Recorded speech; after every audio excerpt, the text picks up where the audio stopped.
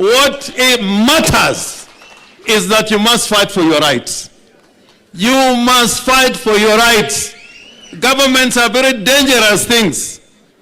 And in Masai land, because I've been here a lot, we as Linda Mwananchi, we are in the one-term movement, and by the time I come back here in August, there'll be a new government and a new dispensation. Don't be cheated to remain with this government. This is a government that is going away. And if you don't believe me, we'll be back here next year, and I can assure you there'll be a new government in place. I am the current and de facto leader of the party known as ODM. Msikize mambo ya wale wengine. Na unajua jana Linda Wananchi, wabunge wetu wote said no to the finance bill. They said no to the finance bill. I want to tell you, I hear somebody else saying, ya kwamba muwe kwa serikali. I'm the one who knows how to be in government. I was in government with Oletipis, na mi bado niko. I was in government with Oletiptip, wakaenda na mi bado niko. I fought against Kenyatta, akaenda mi bado niko. Being in government does not guarantee you anything, particularly the Maasai. What matters is that you must fight for your rights. You must fight for your rights. Governments are very dangerous things. And in Maasai land, because I've been here a lot, the Maasai land rights are being violated every day. Na namwambia muwe kwa serikali. Na zenu zinaenda. But the Maasais are likely to be minorities in Narok and Kajiado because of losing your land rights. You must fight for your land rights. And I knew this from Ntumama because there was a time that I was preparing him for a delegation going to Australia talking about minorities. You must fight for yourself because that is why the Mau has been preserved.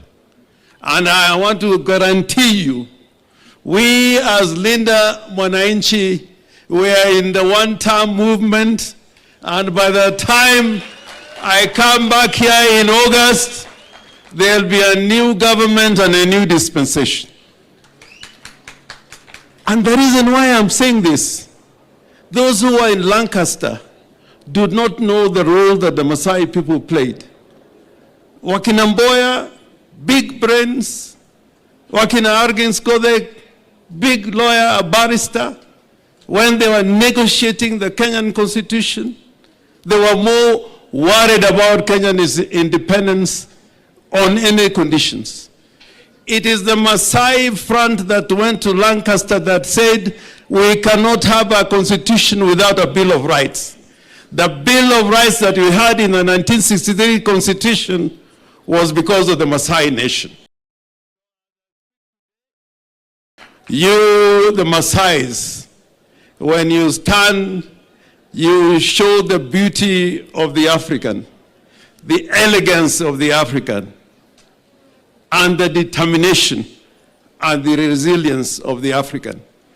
Don't be cheated to remain with this government. This is a government that is going away. And if you don't believe me, we'll be back here next year.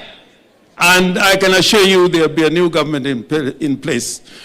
I want to tell you what you don't want to hear. That is my nature. And I come here because of this banner. Yakamba Mzee Lempaka fought for democracy.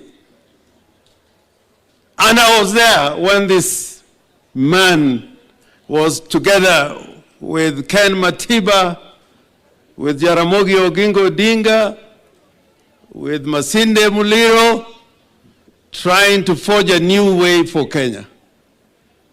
And one thing that struck me about Lempaka, he was a very well-groomed gentleman. Anajivaa kama Mjaluo. Very smart man. And he was very eloquent. And he was a peacemaker. Could sit down with Jaramogi, sit down with Matiba, sit down with Kibaki, and try to forge opposition unity. It was not very easy at that time. And one of the problems probably that my friend Honorable Mpaka made was that instead of fighting for his seat or for a space in the political arena, he was busy trying to bring people together so that the opposition can work together. But I want to say here, for the people of Narok to know, I am the current and de facto leader of the party known as ODM.